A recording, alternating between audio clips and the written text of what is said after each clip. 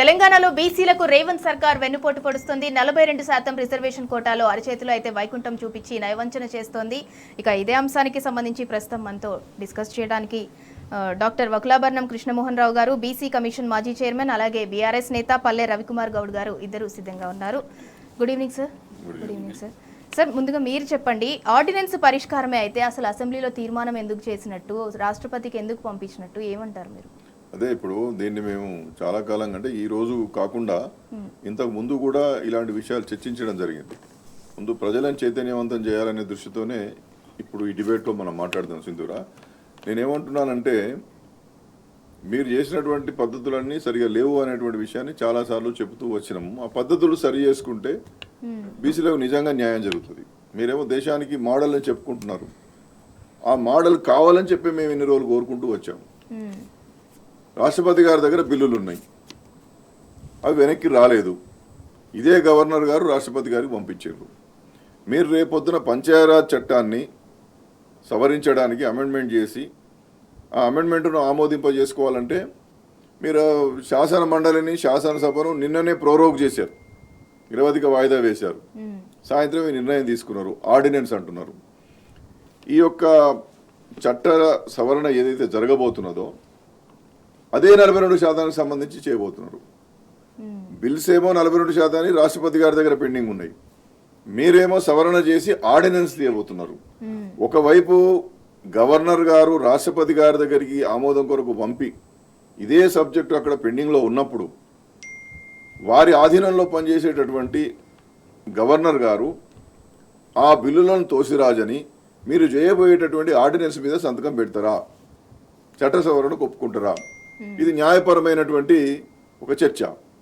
కాబట్టి ఇవాళ ప్రజలందరూ అర్థం చేసుకోవాల్సింది ఏంటంటే, ఇవాళ పల్లె రవికుమార్ కావచ్చు, నేను కావచ్చు, ఇవాళ పొద్దున మాట్లాడినటువంటి బీసీ మంత్రులు కావచ్చు, ఎవరైనా కావచ్చు, మేము దశాబ్దాలుగా వెనుకబడిన వర్గాల హక్కుల కోసం మాట్లాడే మనుషులం.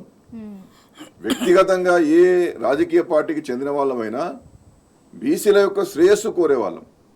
కాబట్టి మీరు చేసేదేదో కరెక్ట్ చేయండి.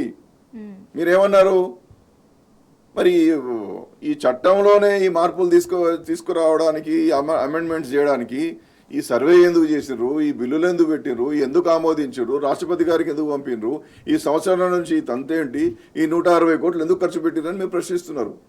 మేము కూడా ఎన్ని రోజులు ప్రశ్నించి మా గొంతులు పోతున్నాయి.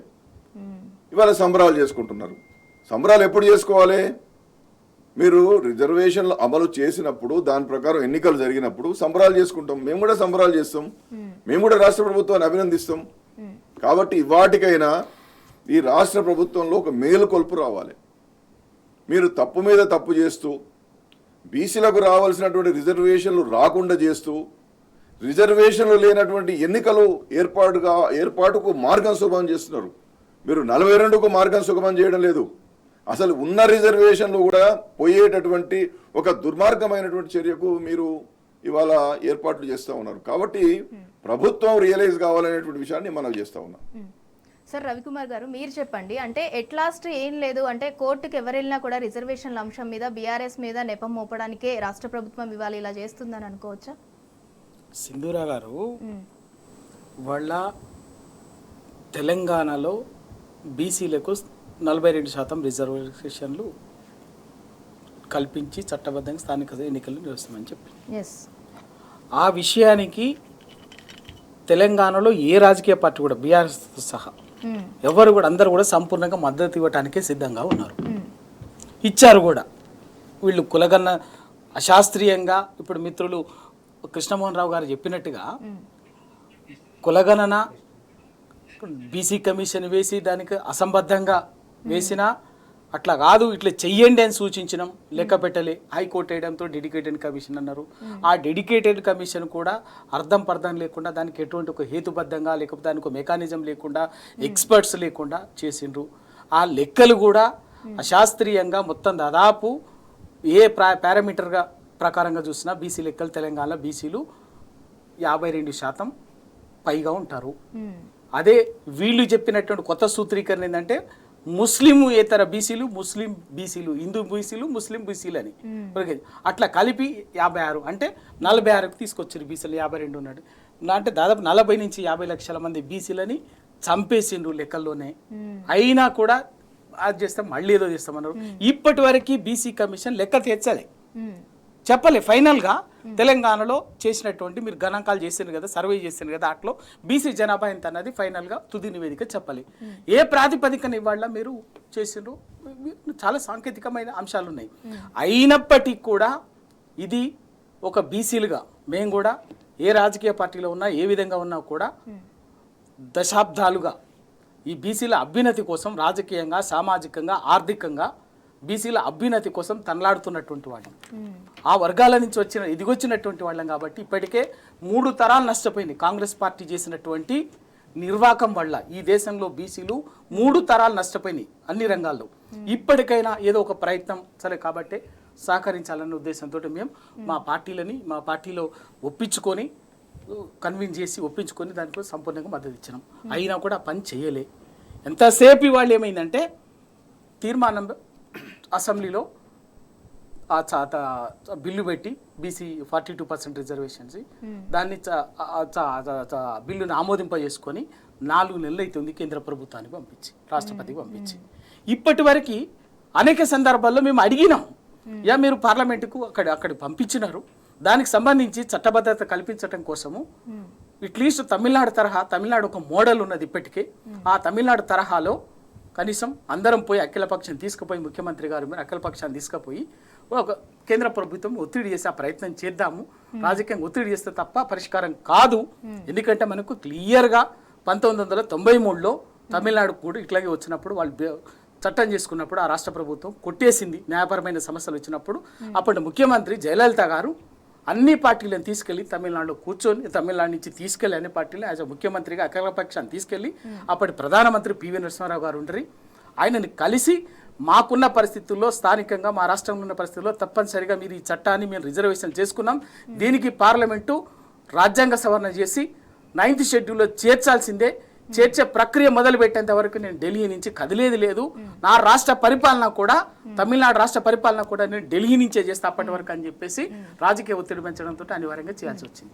ఇది జరిగినప్పుడు ఆ మోడల్ అప్పుడు కానీ సాధ్యం కలిగి. మరి ఇవాళ కనీసము పార్లమెంటుకు కేంద్ర ప్రభుత్వానికి రాష్ట్రపతికి తెలంగాణ నుంచి గవర్నర్ ద్వారా ఆమోదం చేసి పంపించి 4 నెలలు అవుతుంది. ఇప్పటికి ఆ ప్రయత్నం ఏమైనా జరిగిందా? ఎందుకు చేయలేదు? చెయ్యకపోగా అనేక సందర్భాలు అడుగుతున్నా కూడా లెక్క పెట్టకుండా రాజకీయంగా మిగతా ఆ లెక్కలు చెప్పి ఈ లెక్కలు చెప్పి ఎవరో చేసినట్టు అవన్నీ మాట్లాడి మళ్ళీ నెపము టీఆర్ఎస్ పార్టీ మీద నెప్పడం కోసం నెపం నెట్టి కేసీఆర్ గారిని మళ్ళీ సేమ్ టీఆర్ఎస్ పార్టీని తన సహజమైన ధోరణిలో ఒక విద్వేషము అబద్ధము పదే మాట్లాడుతూ రెచ్చగొట్ట ధోరణిలో ప్రజల మనసుల్లో ఒక తప్పుడు భావనని నింపేటటువంటి ప్రయత్నం చేయడమే తప్ప లేదు. ఇవాళ లేటెస్ట్గా కూడా దీని గురించి డిస్కస్ చేద్దాం. తెలంగాణలో బీసీలకైతే రేవంత్ సర్కార్ తీరని అన్యాయం అయితే చేస్తుంది. కృష్ణమోహన్ రావు గారు, మీరు చెప్పండి, ఆర్డినెన్స్ తీసుకొచ్చిన ఏ రాష్ట్రంలో కూడా ఇప్పటి వరకు ఎక్కడా కూడా అమలు కాలేదు. ఆ విషయం మరి రాష్ట్ర ప్రభుత్వానికి తెలియదంటారా? ఆర్డినెన్స్ తీసుకురావడం ద్వారా అమలు కాలేదు అనేది కాదు, కానీ ఆర్డినెన్స్ గల కారణాలు చెప్పాలి. ఇది చాలా గంభీరమైనటువంటి విషయం. బీసీలకు సంబంధించిన 42% రిజర్వేషన్లు అంటే దేశానికి ఒక గొప్ప మార్గదర్శిగా నిలిచేటటువంటి అవకాశం. ఇలాంటి అంశాన్ని మీరు శాసనసభలో శాసన మండలిలో చర్చ చేసి అందరి ఆమోదంతో 2 సభల ఆమోదంతో చట్ట సవరణ జరగాలి. మీరు నిన్న మధ్యాహ్నం వీటిని నిరవధిక వాయిదా వేశారు. ఏది ప్రోరోగ్ చేశారు, కౌన్సిల్ని హౌస్ని అసెంబ్లీని ప్రోరోగ్ చేసి రాత్రి మాత్రం మంత్రిమండలిలో నిర్ణయం తీసుకొని ఆర్డినెన్స్ తెస్తామంటున్నారు. ఈ పద్ధతి తప్పు. మీరు ఏ న్యాయ నిపుణులను అడగండి. ఇలాంటి సందర్భాలు బీహార్లో జరిగినప్పుడు కావచ్చు, లేకపోతే తమిళనాడులో జరిగినప్పుడు కావచ్చు, కొన్ని సందర్భాలు తమిళనాడులో కూడా జరిగాయి, మహారాష్ట్రలో జరిగినప్పుడు కావచ్చు. ఇప్పుడు హౌస్లో చర్చించాల్సినటువంటివి ఆ ఎమర్జెన్సీ కూడా ఉండాలి. హౌజులు లేనప్పుడు శాసన మండలికి సమావేశాలు జరగనప్పుడు ప్రోరోగై ఉన్నప్పుడు వెరీ నెసెసిటీ ఉన్నప్పుడు మాత్రమే ఆర్డినెన్స్ రావాలి. ఇక్కడ వెరీ నెసెసిటీ ఎక్కడ ఉంది? హైకోర్టు సింగిల్ బెంచ్ సెప్టెంబర్ 30లోగా కార్యక్రమం చేయమని చెప్పి మీకు డైరెక్షన్ ఇచ్చింది. సింగిల్ బెంచ్ కాకపోతే లార్జర్ బెంచ్కి వెళ్ళండి, ఏమున్నది దాంట్లో? అదే మనకు పెద్ద శిరోధార్యమైంది కాదు కదా. సింగిల్ బెంచ్ ఇస్తే త్రిసభ్య ధర్మాసనానికి వెళ్ళండి. మీరు 42% నిలబెట్టుకోవడానికి మేము ఇప్పటికిప్పుడు చేయలేము. గౌరవ రాష్ట్రపతి గారి దగ్గర బిల్లులు ఉన్నాయి, మేము we are waiting for the bills, అక్కడి నుంచి అసెంట్ రాలేదు, ఈ లోపే మేము చాలా ఈ కార్యక్రమాలను చేస్తా ఉన్నాం, మాకు అవకాశం ఇవ్వండి అనండి. కానీ మీరు అట్లా లేరు కదా, మీరు ఆర్డినెన్స్ తీస్తా ఉన్నారు. ఈ ఆర్డినెన్స్కు భూమిక ఏమిటి? ఈ ఆర్డినెన్స్కు ఎంఫరికల్ డాటా ఉందన్నారు. ఆ ఎంఫరికల్ డాటా ఎవరు చేశారు? Dedicated commission. Dedicated commission empirical data ఎక్కడి నుంచి సేకరించింది? ఒక్క వ్యక్తి, ఒక్క dedicated commission, one man commission. ఆయనకు ఎక్స్పర్ట్స్ లేకుండా, ఆయనకు హ్యాండ్స్ లేకుండా, ఏమీ లేకుండా, ఇన్ డెప్త్ అనాలిసిస్ స్టడీ లేకుండా ఆ భూసాని వెంకటేశ్వరరావు గారు ఎక్కడి నుంచి ఎంఫరికల్ డాటా తీసుకొచ్చిండు? అది కాదండి. అట్లా ఇంకోటి ఏంటంటే, మీరు ప్రణాళికా విభాగం ద్వారా సర్వే చేయించారు. అసలు ప్రణాళికా విభాగానికి సర్వే చేసే అధికారమే లేదని మేము మొత్తుకుంటున్నాం కదా. నేను అనడమే కాదు, వేరే రాష్ట్రాల్లో చేస్తే కొట్టేసింది కదా. ఆ వివరాలన్నీ తెలంగాణ రాష్ట్ర ప్రభుత్వానికి చాలా స్పష్టంగా తెలుసు. As a BC commission chairman గా నేను ఎన్నోసార్లు చెప్పడం జరిగింది. కాబట్టి ఇవన్నీ కళ్ళ ముందు ఈ తప్పిదాలన్నీ చాలా స్పష్టంగా కనపడుతుంటే మీరు చేయకూడని తప్పులన్నీ చేసేసి ఇవాళ ఆగమేఘాల మీద మీరు ఆర్డినెన్స్ అంటారు. ఆ ఆర్డినెన్స్ ఎట్లా నిలబడుతుంది? ఒకవేళ దురదృష్టవశాత్తు మీరు తీసుకొచ్చినటువంటి ఆర్డినెన్స్ అమల్లోకి వచ్చింది అనుకోండి, ఎవరన్నా పోయి దాని మీద కేసు వేసి కొట్టేయిస్తే మీరు పలానా డెడికేటెడ్ కమిషన్, పలానా సర్వే నివేదిక ఆధారంగా దీన్ని మీరు అమల్లోకి తీసుకొస్తారు. ఇది కొట్టివేసినప్పుడు ఏమవుతుంది? మీ డెడికేటెడ్ కమిషన్ రిపోర్ట్స్, మీ సర్వే నివేదికలు మొత్తం కొట్టుకుపోతాయి. అప్పుడు మీ దగ్గర ఆధారాలు లేకుండా అయిపోతాయి. ఆ సందర్భంలో మీరు ఎన్నికలకు పోవాలనుకోండి, రాజ్యాంగం ప్రకారం ఎస్సీ ఎస్టీలకు రిజర్వేషన్లు ఉండాలి. మరి బీసీల సంగతి కొట్టేసింది కదా. అంటే బీసీలకు రిజర్వేషన్లు లేకుండా నువ్వు ఎన్నికలకు పోవాల్సి వస్తుంది. అంటే నువ్వు 42% ఇద్దామని చూస్తున్నావా, ఉన్న 23 ఎగ్గొడదామని చూస్తున్నావా? ఇది వాళ్ళు అర్థం చేసుకోవాలని మనం చేస్తా ఉన్నా. నేను విఘ్నులు, మేధావులు, న్యాయ నిపుణులు దయతో సరైనటువంటి సూచనలు, గౌరవనీయులైనటువంటి అడ్వకేట్ జనరల్ గారు రాష్ట్ర ప్రభుత్వానికి సరైన సూచన ఇవ్వాలి. ఇవాళ ఆర్డినెన్స్ ని కొట్టేస్తే దానికి ఆధారభూతమైనటువంటి వాటిని అన్ని కొట్టేసినప్పుడు 42 సంగతి దేవుడెరువు కానీ ఉన్న 23% కూడా లేకుండా అవుతుంది. ఎందుకంటే నీ డెడికేటెడ్ కమిషన్ రిపోర్ట్ను కోర్టు కొట్టేసింది, దాని ఆధారంగా చేసింది కాబట్టి. అలాంటప్పుడు నీ దగ్గర డెడికేటెడ్ కమిషన్ రిపోర్ట్ ఉండదు. ఉండనప్పుడు నువ్వు ఏం చేయాలి? అప్పటికప్పుడు నువ్వు ఎన్నికలకు పోవాలి కదా, అప్పటికి డైరెక్షన్ ఇచ్చి ఉంటుంది కదా కోర్టు. సో నువ్వు ఈ 23 కూడా లేకుండా బీసీలకు అసలు రాజకీయ అవకాశాలు లేకుండా చేసే ప్రయత్నం గౌరవనీయులైనటువంటి శ్రీ రేవంత్ రెడ్డి గారి ప్రభుత్వం చేస్తుందా అనేది మా సూటి ప్రశ్న. ప్రజలుగా ఆ వర్గాల పట్ల చిత్తశుద్ధి ఉన్నటువంటి వాళ్ళుగా మాకు అనేక సంశయాలు ఉంటాయి. ఈ సంశయాలను మీరు నివృత్తి చేయండి. మీరు డెడికేటెడ్ కమిషన్ నుండి నివేదికలు తీసుకున్నప్పుడు రహస్యంగా తీసుకుంటారు, మీ సర్వే రిపోర్ట్లను రహస్యంగా తీసుకుంటారు. మేము పలానా మంత్రిమండలిలో దీన్ని ఆమోదించినామని చెప్పుకుంటారు. ఆ రిపోర్ట్లను మీరు అసెంబ్లీలో కానీ మండలిలో కానీ పెట్టరు, చర్చించరు. కానీ వీటి ఆధారంగా మాత్రం బిల్లులు చేసినామంటారు. ఆ బిల్లులను గవర్నర్ ద్వారా రాష్ట్రపతికి పంపిస్తారు. ఆ రాష్ట్రపతి గారికి పంపించినటువంటి బిల్లులతో ఏమున్నాయా అంటే మీరు చెప్పరు, మీ నివేదికలు ఏవయ్యా అంటే చెప్పరు. కాబట్టి ఇది బీసీలకు మేలు చేసే కార్యక్రమం జరుగుతుందా ఈ రాష్ట్రంలో? బీసీలకు అన్యాయం చేసే కార్యక్రమం జరుగుతుందా? మేము 42% అగెనిస్ట్ కాదు, మేము ఆర్డినెన్స్కి అగెనిస్ట్ కాదు. ఈ కార్యక్రమం ఈ 1.5 year ముందే చేస్తుంటే మేము స్వాగతించే వాళ్ళం. అప్పుడు ఏం జరిగేదో చూసేవాళ్ళం. నువ్వు 2 సంవత్సరాలు మెల్లగా దీన్ని ముందుకు తీసుకొచ్చి అది చేసి ఇది చేసి రాజకీయ పరమైనటువంటి ప్రచారం ఎక్కువ తీసుకుంటాడు, పని తక్కువ చేస్తాడు.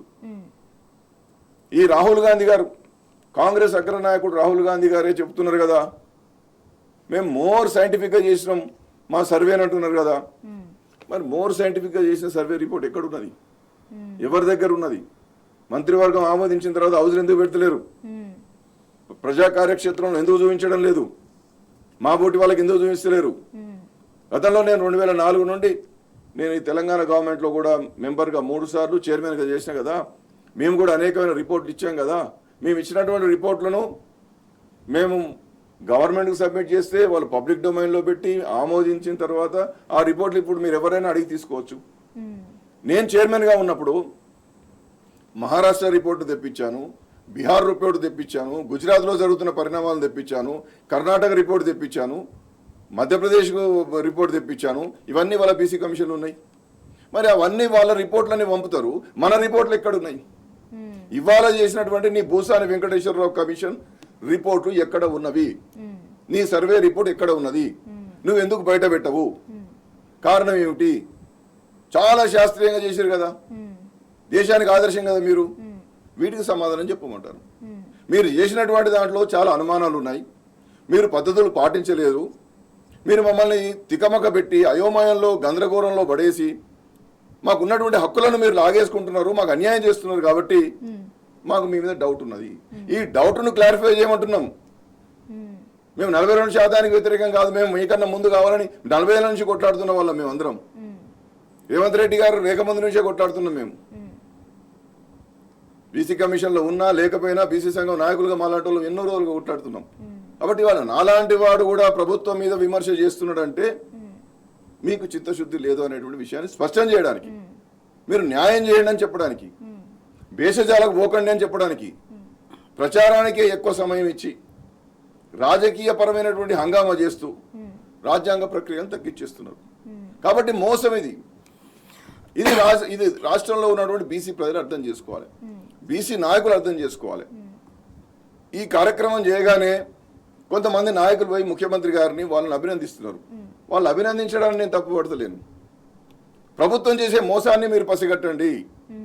ఆర్డినెన్స్ ద్వారా 42% అమల్లోకి వస్తాయి, బీసీలకు రిజర్వేషన్లు అమలు జరగబోతున్నాయి అనేటువంటి భ్రమ కలిగిస్తున్నటువంటి ప్రభుత్వం యొక్క కుట్రను మీరు ఛేదించండి, దాన్ని భగ్నం చేయండి అని చెప్పి మా సోదరులందరికీ మనవి చేస్తూ ఉన్నా. ఇక్కడ విమర్శ కాదు. వక్లావనం అనేటువంటి వ్యక్తి నిన్నటి వరకు బీసీ కమిషన్ చైర్మన్గా ఉన్నాడు, తర్వాత అది అయిపోయిన తర్వాత రాష్ట్ర ప్రభుత్వం మీద దుమ్మెత్తి పోస్తుండ అనేటువంటి మాట చాలా నిరాధారమైనది.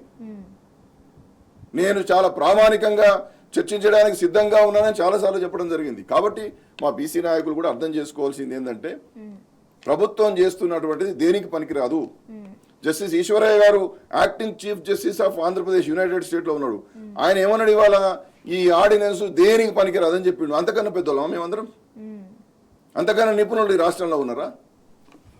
కాబట్టి దయతో బీసీలకు జరుగుతున్నటువంటి మోసాన్ని పసిగట్టి ఇప్పటికిప్పుడు దీన్ని సక్రమంగా తీసుకుపోయేటటువంటి దిశగా, న్యాయం జరిగే దిశగా 42% అమలు చేయడానికి కావాల్సినటువంటి నిపుణులతో చర్చించి ముందుకు పోమని చెప్పి మేము రిక్వెస్ట్ చేస్తున్నాం.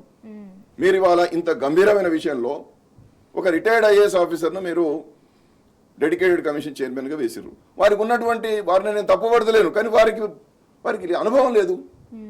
జస్టిస్ ఈశ్వరయ్య గారు ఉన్నారు, జస్టిస్ చంద్రకుమార్ గారు ఉన్నారు, ఎంతోమంది ప్రొఫెసర్ మురళీ మనోహర్ ఉన్నాడు, సింహాద్రి యాదవ్ ఉన్నాడు, తిరుమల గారు ఉన్నారు, నాలాంటి వాళ్ళం ఉన్నాం. మేము దేనికి పనికిరామా? దేశంలో ఎంతో మంది జడ్జిలు చైర్మన్గా ఉన్నటువంటి వాళ్ళే మమ్మల్ని అడుగుతున్నారు. మీరు మా అభిప్రాయాలను తీసుకోరు. ఈశ్వరయ్య గారు మీకు సలహాలు ఇవ్వడానికి సిద్ధంగా లేడా? అదే డెడికేటెడ్ కమిషన్కు వారినే చైర్మన్ చేస్తే ఎంత బాగుండు.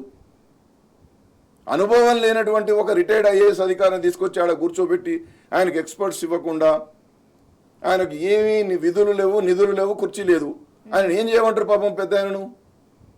అంటే మా బీసీల పట్ల ఈ రాష్ట్ర ప్రభుత్వానికి ఎంత నిర్లక్ష్య వైఖరి ఉన్నదనేటువంటిది నేను చెప్పినటువంటి విషయాలన్నీ కూడా ప్రబల తార్కాణం. కాబట్టి ప్రజలు అర్థం చేసుకోవాలని మనం చేస్తూ ఉన్నాం. బీసీలను మభ్యపెట్టడానికే రేవంత్ సర్కార్ ఆర్డినెన్స్ పేరుతో కొత్త నాటకానికి అయితే తెరతీసింది. సార్ మీరు చెప్పండి, ఇవాళ రాష్ట్రంలో పరిస్థితులు చూస్తుంటే ప్రభుత్వం బీసీలను కేవలం ఒక ఓటు బ్యాంక్ లాగా చూస్తున్నట్టు మీకు అనిపిస్తుందా? అంటే స్థానిక సంస్థల ఎలక్షన్స్ కూడా వస్తున్నాయి, అందుకే ఈ హామీ కూడా ఇచ్చింది అని అనుకోవచ్చా? కాంగ్రెస్ పార్టీ ఎన్నికలకు ముందు మోసపూరితంగా బీసీలను కామారెడ్డి డిక్లరేషన్ పేరు మీద మోసం చేసింది. ఆ మోసాన్ని తెలంగాణ బీసీ సమాజం గ్రహించింది. అందులో మొట్టమొదటిది 42% రిజర్వేషన్లు. అట్లాగే బీసీలకు సంబంధించినటువంటిది ప్రతి సంవత్సరం బడ్జెట్ని 20,000 కోట్లు పెట్టి దానికి సప్లాన్ పెట్టి సప్లాన్కు చట్టబద్ధత కల్పిస్తామని చెప్పింది. కాంట్రాక్ట్ మిగతా పనులలో బీసీలకు 42% ఇస్తామని చెప్పింది. ఇవన్నీ చెప్పింది అని చెప్పి ఇవేవి కూడా ఆచరణలు చేయలేదు. ఆచరణలు కూడా ఇవి చేయలేదు. చేయకుండా ఇవాళ ఎన్నికలు అనివార్యంగా స్థానిక సంస్థల ఎన్నికలకు పోవాలంటే ఏం చేయాలి? ప్రజలకు అసెంబ్లీ ఎన్నికలకు ముందు బీసీలకు చేసినటువంటి మోసం ప్రజలకు గ్రహించకుండా దాన్ని మైమరిపించాలి. మైమరిపించడం కోసం మళ్ళీ ఇప్పుడు కొత్తగా నయవంచనకు శ్రీకారం చుట్టింది. మభ్యపెట్టడం కాదు, నయవంచన. మీరు నిజంగా 42% రిజర్వేషన్లు ఆర్డినెన్స్ అది ఒక భాగం ఒక పక్కకు పెట్టారు. ఇవాళ బీసీలకి బడ్జెట్లో 20,000 కోట్లు సంవత్సరానికి 5 ఏళ్లలో 1,00,000 కోట్లు అని చెప్పేసి అది కామారెడ్డి డిక్లరేషన్లో పెట్టు. అది మీ చేతిలో ఉన్న పని కదా, చేయగలిగే పని కదా, ఎక్కడ సాంకేతికమైనటువంటి ఇబ్బందులు లేవు కదా, అది ఎందుకు చేయలేదు? 9,000 కోట్లు ఈ సంవత్సరం పెట్టినటువంటిది బడ్జెట్ ఎంత? 9,000 కోట్లు. మరి 20,000 కోట్లు ఎక్కడ పోయింది? చట్టబద్ధత కల్పిస్తామన్నారు. సబ్ ప్లాన్ పెట్టి బీసీలకు ఎస్సీ ఎస్టీ సబ్ ప్లాన్ మాదిరినే బీసీ బడ్జెట్కు సబ్ ప్లాన్ పెట్టి బీసీలకు సబ్ ప్లాన్ పెట్టి బడ్జెట్లో చట్టబద్ధత కల్పిస్తామన్నారు. అది మీ చేతుల పని కదా, ఎందుకు చేయలే? రెండవది కాంట్రాక్ట్లలో 42% బీసీలకు కేటాయిస్తామని చెప్పేసి అది మీ చేతుల పనే కదా, ఎందుకు చేయలే? ఇట్లాగే దాదాపు కామారెడ్డి డిక్లరేషన్లో బీసీలకి ఒక 60 హామీలు ఇచ్చింది. ఏ ఒక్క హామీని కూడా నిలబెట్టుకోలేదు. చేయగలిగేది రాష్ట్ర ప్రభుత్వం, ముఖ్యమంత్రి, మంత్రులు, ప్రభుత్వము జీవోల ద్వారా, మంత్రివర్గ నిర్ణయాల ద్వారా చేయగలిగేటటువంటిది. వాటికి చట్టాలు కూడా అవసరం లేదు చాలా వాటికి. అది చేయగలిగేటటువంటి వాటిని చేయకుండా ఇవాళ చట్టము సాంకేతికపరమైనటువంటి చాలా విషయాలు ఉన్నటువంటి దీన్ని ముందేసి వాటిని కప్పిపుచ్చడం కోసం చేయాల్సినటువంటి చేయగలిగే వాటిని చెయ్యలేదు అన్న విషయం ప్రజలు గ్రహించకుండా ఇవాళ ఓట్ల కోసం పోతే నిలదీసి ప్రశ్నించకుండా ఇది ఈ కొత్త వేషం వేసి కొత్త వంచనకు దారితీసిండ్రు, శ్రీకారం చుట్టిండ్రు. ఇవాళ ఆర్డినెన్స్ తోటి 42% రిజర్వేషన్లు నిలబడవు, న్యాయ వివాదాల ముందు నిలబడవు అని చెప్పేసి న్యాయం నిలబడవు అనేది అనేక సంవత్సరాలుగా అనేక సందర్భాల్లో మహారాష్ట్రలో, తమిళనాడులో, బీహార్లో అనేక రాష్ట్రాల్లో అనేక కేసులు వేరు సందర్భాల్లో వచ్చినటువంటి కోర్టు తీర్పులు చెప్తున్నటువంటి సత్యం, చారిత్రక సత్యం. అది మీకు తెలియదా? తెలిసి కూడా ఇవాళ ప్రజల్ని ఒక ఆర్డినెన్స్ ఇచ్చి మంత్రివర్గం నిర్ణయం చేసి ఆర్డినెన్స్ ద్వారా 42% రిజర్వేషన్లని మేము స్థానిక సంస్థలు కల్పిస్తామని చెప్పేసి అంటే ప్రజలకు భ్రమలు కల్పించడం, బీసీ సమాజాన్ని మళ్ళీ మోసం చేయటానికి, నిస్సిగ్గుగా మోసం చేయటానికి శ్రీకారం చుట్టడం తప్ప, ఆ పని చేయటం తప్ప దానికి ఇంకా దేశంలో ఇంకెవ్వరు చేయలేదు. మేమే చేసినాం.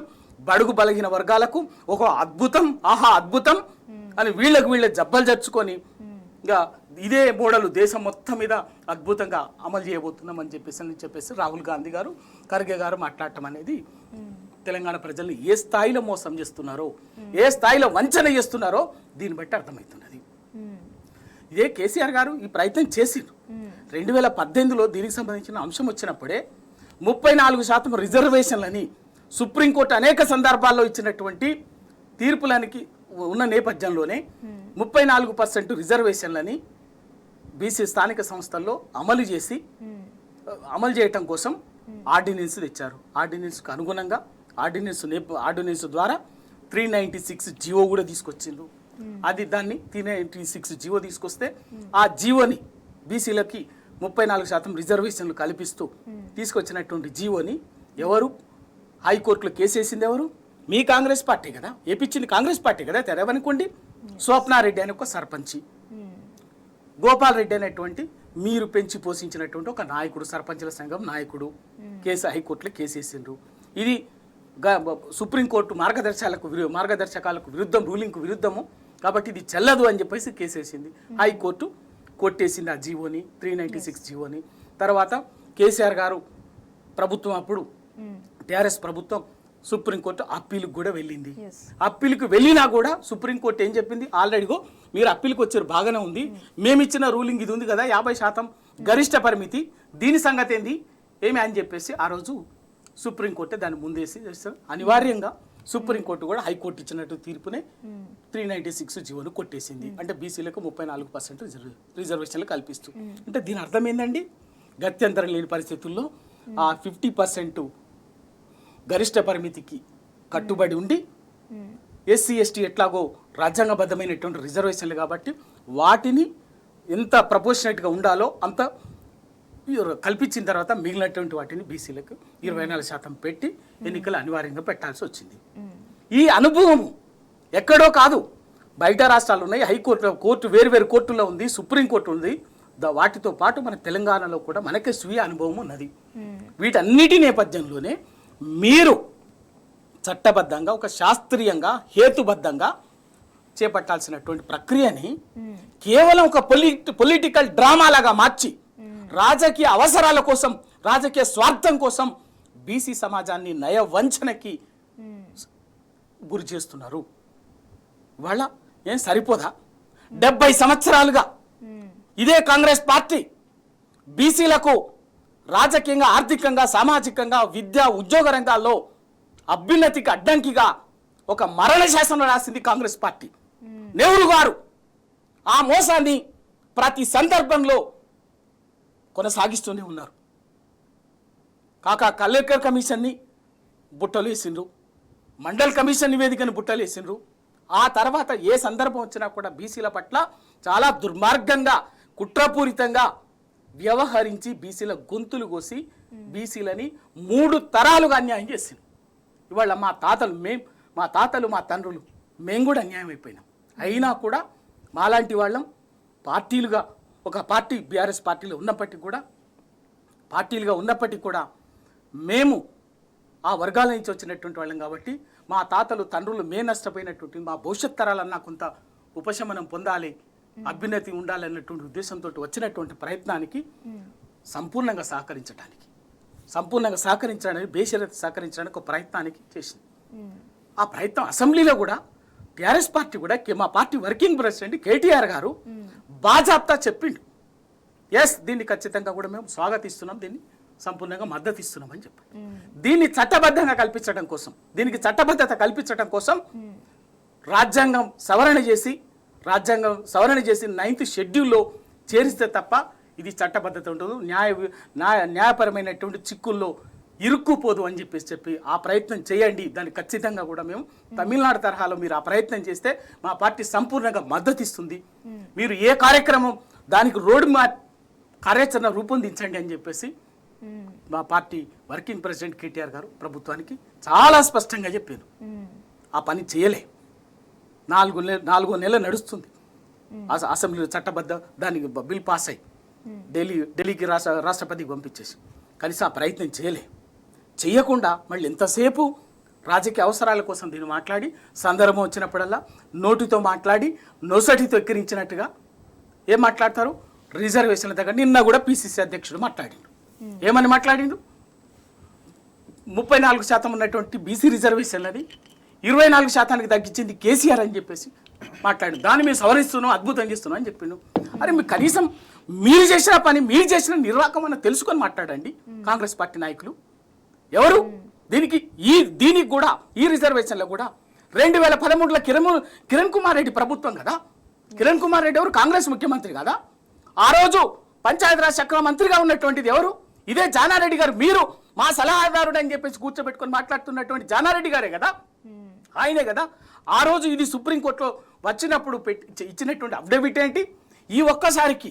ఈసారికి మా రాష్ట్రంలో ఉన్నటువంటి ప్రత్యేక పరిస్థితుల్లో మాకు యథావిధిగా 34% రిజర్వేషన్ల ప్రకారంగా ఎన్నికలు జరుపుకోవటానికి అవకాశం ఇవ్వండి.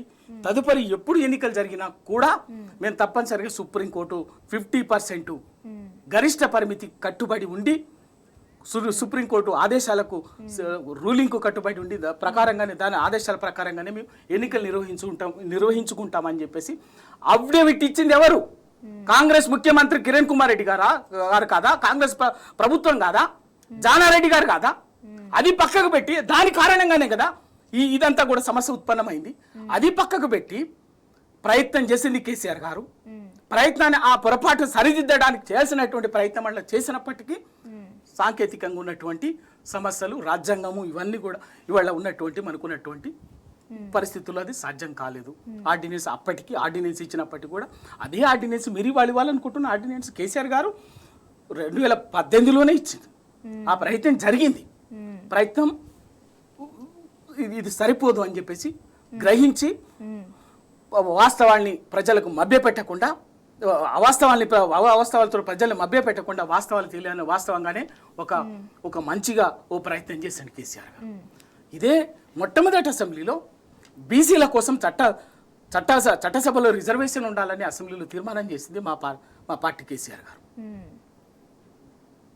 చట్టసభల్లో తో పాటు స్థానిక సంస్థల రిజర్వేషన్లకు 40% ఉండాలని చెప్పేసి రిజర్వ్ చేసింది కేసీఆర్ గారు. అంతేకాదు 2005వ సంవత్సరంలోనే కేంద్ర ప్రభుత్వంలో బీసీలకు మంత్రిత్వ శాఖ పెట్టాలని ఆ రోజు టిఆర్ఎస్ పార్టీ అధ్యక్షుడిగా కేంద్ర మంత్రిగా అప్పటి ప్రధానమంత్రి మన్మోహన్ సింగ్ గారి దగ్గరికి ఒక బీసీ సంఘాలన్నిటిని ఆర్ కృష్ణ కానీ మన మిత్రులు మన కృష్ణమోహన్ రావు గారు కూడా ఆ రోజు 2005లో ప్రధానమంత్రి గారికి దగ్గరికి కేసీఆర్ గారు తీసుకుపోయినటువంటి అఖిలపక్ష బృందంలో ఆ రోజు బీసీ కమిషన్ సభ్యుడు, ఆ రోజు కూడా బీసీ కమిషన్ సభ్యులు కృష్ణమోహన్ రావు గారు వీరు కూడా ఉన్నారు.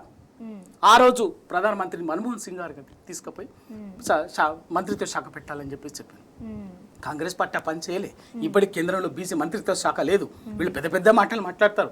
అటు జాతీయ పార్టీ, 2 జాతీయ పార్టీలు బీజేపీ కానీ కాంగ్రెస్ కానీ కూడబలుకొని ఉంటాయి తప్ప మాట్లాడరు. ఇవాళ ఇంత జరుగుతున్నా కూడా బీజేపీ పార్టీ ఒక్క నాయకుడు మాట్లాడరండి. ప్రతి దానికి గొంతు చించుకొని ఇట్లా 100 ఫీట్లు ఎగిరెగిరి మాట్లాడుతుంటారు. 100 ఫీట్లు ఎగిరెగిరి మాట్లాడుతుంటారు. చార్మినార్ అంత ఎత్తుకు ఎగిరి మాట్లాడతారు.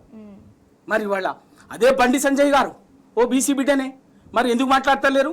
ఆర్డినెన్స్ ఇస్తే ఇవాళ రిజర్వేషన్లు నిలబడతాయా? సమాధానం చెప్పాలి. బండి సంజయ్ గారు, ఈటల రాజేందర్ గారు పార్లమెంట్ సభ్యులు వారు మాట్లాడాలి. అరవింద్ గారు, ధర్మపురి అరవింద్ గారు ఎంపీలుగా ఉన్నారు వీళ్ళు బీసీలు. లక్ష్మణ్ గారు మాట్లాడాలి కదా, మీరు ఎందుకు మాట్లాడరు? ఇవాళ కాంగ్రెస్ పార్టీ ఇవాళ జాతీయ రాజకీయాల్లో పక్కకు పెడితే తెలంగాణలో ఒక బీసీ సమాజాన్ని వంచనకు చేయాల్సినటువంటి కుటీల యత్నాలన్నీ కూడా చేస్తున్నది. మరి మీరు దానికి సహకరిస్తున్నారా? ఎందుకు మాట్లాడరు? ఎందుకు ప్రశ్నించారు? బీసీలకు వ్యతిరేకంగా ఉంది సార్. 2 జాతీయ పార్టీలు కూడా వ్యతిరేకంగానే ఉన్నాయి. ఈ ఎఫెక్ట్ లోకల్ బాడీ ఎలక్షన్స్ మీద ఎలా ఉండబోతోంది? అందుకే ఇప్పుడు ఏం చేస్తున్నాయంటే 2 పార్టీలు కూడా కూడబలుకొని చేస్తాయని అనుకుంటున్నాను. ఈ విషయంలో కూడా ఇదేమో ఆర్డినెన్స్ తెస్తున్నాయని చెప్పేసి చెప్తున్నది. ఆర్డినెన్స్ తెస్తుంటే ఒకవైపునేమో కాంగ్రెస్ ఏంది మేమేమో, ఎందుకంటే అందరూ బీసీ ఉద్యమకారులు, బీసీ మేధావులు, బీసీ న్యాయ నిపుణులు, బీసీల కోసం 3-4 దశాబ్దాలుగా తమ జీవితాన్ని అంకితం చేసి పనిచేస్తున్నటువంటి వాళ్ళు, ప్రొఫెసర్లు, న్యాయ నిపుణులు, రిటైర్డ్ జడ్జెస్ చాలా మంది కూడా చెప్తున్నది ఏంటంటే ఎటువంటి పరిస్థితుల్లో కూడా ఈ ఆర్డినెన్స్ నిలబడదు, న్యాయ వివాదాల్లో చిక్కుకుంటుంది. కానీ పరిష్కారం వల్ల ఏంటంటే దీన్ని రాష్ట్రపతి పంపించినటువంటి పార్లమెంట్లో రాజ్యాంగ సవరణ చేసి 9th షెడ్యూల్లో చేర్చడం ఒకటే పరిష్కారం అని చెప్పేసి అందరం చెప్తున్నారు. మరి బీజేపీ దాని మీద మాట్లాడదు. కాంగ్రెస్ పార్టీ ఏమో అది పక్కకు పెట్టి అది అక్కడ అట్లా ఉండంగా, రాష్ట్రపతి పరిశీలనలో ఉండంగా పక్క అట్లా పెండింగ్లో పెట్టి ఇక్కడేమో అసెంబ్లీని ప్రోరోగ్ చేసి రాత్రికి రాత్రే క్యాబినెట్ మంత్రివర్గ తీర్మానం చేస్తాం, ఇంకో ఇది ఆర్డినెన్స్ తెస్తామంటారు. ఇవాళ ఎంత బాధ అనిపిస్తుంది అంటే ఇది ఒక భావోద్వేగాలకు సంబంధించినటువంటి అంశం, చాలా గాంభీర్యమైనటువంటి అంశం ఇది. ఏం కొంచెం అటు ఇటుగా మాట్లాడినా, కొంచెం ఆవేదనతోటి గట్టిగా మాట్లాడినా కూడా ఏంటంటే ఇదిగో వీళ్ళు బీసీలకు వ్యతిరేకం, మేము చాలా బీసీల కోసం 42% రిజర్వేషన్లు దేశంలో ఎప్పుడు లేనటువంటి మేము తీసుకొచ్చే ప్రయత్నం చేస్తుంటే వీళ్ళు అడ్డుకుంటున్నారు, వీళ్ళు ఏదో మొఖాలు అడ్డుతున్నారు అని చెప్పేసి నిందలు వేసేటటువంటి ఒక దుర్మార్గమైనటువంటి ఒక కుట్రపూరితమైనటువంటి ఒక ప్రయత్నం ఉంది. అటువంటి పరిస్థితుల్లో కూడా మేము నిజాయితీగా మా హక్కు అది 42% రిజర్వేషన్లు, 42% కాదు, ప్రపోర్షనేట్ రిప్రజెంటేషన్. అటు చట్టసభల్లో, పార్లమెంటు, అసెంబ్లీ, శాసనమండలి, ప్రతి పాలక మండలిలో బీసీలకు ప్రపోర్షనేట్ రిప్రజెంటేషన్ అనేది మా హక్కు. దానికోసం కొట్లాడుతున్నటువంటి వాళ్ళం. వాళ్ళ 42% వచ్చినటువంటిది తప్పనిసరిగా ఆహ్వానిస్తాం. ఇది నిలబడాలి, సక్సెస్ కావాలి, అమలు కావాలి. దీనికి ఏ ప్రయత్నమైనా, ప్రతి చిన్న ప్రయత్నమైనా సక్సెస్ కావాలని కోరుకునేటువంటి ఆరాటపడేటటువంటి వాళ్ళు. మా ప్రయత్నాన్ని, ఆరాటాన్ని కూడా ఇంకో రకంగా గట్టిగా మాట్లాడేటటువంటి చేస్తున్నాం. అయినప్పటికీ కూడా ఏం ప్రయత్నం స్వచ్ఛంగా, సంపూర్ణంగా, బేషరతుగా మద్దతు ఇవ్వడానికి సిద్ధంగా ఉన్నాం. మేము మా పార్టీ నాయకుడు, అధినాయకుడు కేసీఆర్ గారు, వర్కింగ్ ప్రెసిడెంట్ కేటీఆర్ గారు దీని మీద సంపూర్ణంగా ఇప్పటికే అనేక సందర్భాల్లో సంపూర్ణ మద్దతు ఇచ్చినారు, మాట్లాడినారు. మమ్మల్ని కూడా చొరవ తీసుకొని మీరు దీనికి ఏ విధంగా అవసరమవుతుంది, ఇది ఏ విధంగా గట్టెక్కుతుందో చట్టబద్ధత కల్పించేటట్టుగా తప్పనిసరిగా అన్ని విధాలుగా సహకరిద్దాం. మీ ప్రయత్నం మీరు చెయ్యండి, మీరు కూడా బీసీ సమాజాన్ని మేల్కొల్పండి, తప్పనిసరిగా చైతన్యవంతులు చేయండి అని మాకు సంపూర్ణంగా చెప్పింది.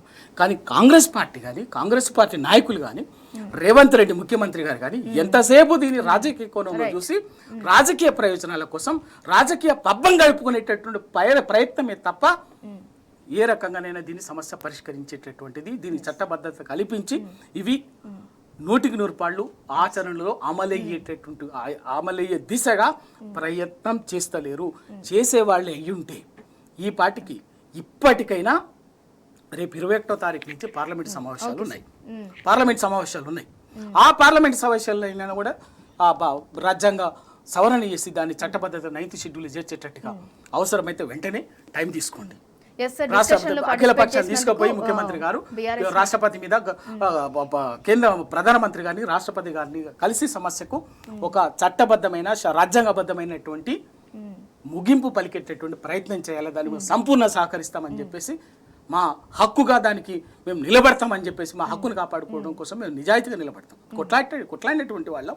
అది ఒక ఎజెండా ప్రజల ముందుకు, సమాజం ముందుకు వచ్చినప్పుడు ఎందుకు వదిలిపెడతామండి? ఎందుకు అది విఫలం కావాలని కోరుకుంటామని ఆ ప్రయత్నాన్ని చేయాలని చెప్పేసి కోరుకుంటున్నాం. పల్లె రవికుమార్ గౌడ్ గారు, అలాగే వకులాభరణం కృష్ణమోహన్ రావు గారు, ఇద్దరికి థ్యాంక్ యూ సో మచ్. తెలంగాణలో బీసీలకైతే రేవంత్ సర్కార్ వెన్నుపోటు పొడిచింది. 42% రిజర్వేషన్ కోటాపై అరచేతిలో అయితే వైకుంఠం చూపించి నయవంచన అయితే చేస్తుంది. గురువు చంద్రబాబు బాటలోనే రేవంత్ రెడ్డి బీసీలకు దోకా చేస్తున్నాడు. కామారెడ్డి డిక్లరేషన్ పేరుతో బీసీలను భ్రమంలో ముంచిన కాంగ్రెస్ ఇప్పుడు మొండి చేయి చూపించి 42% కోటాపై రోజుకో నాటకం అయితే ఆడుతుంది. ఇది ఇవాల్టి బరాబర్ అడుగుదాం. State tune.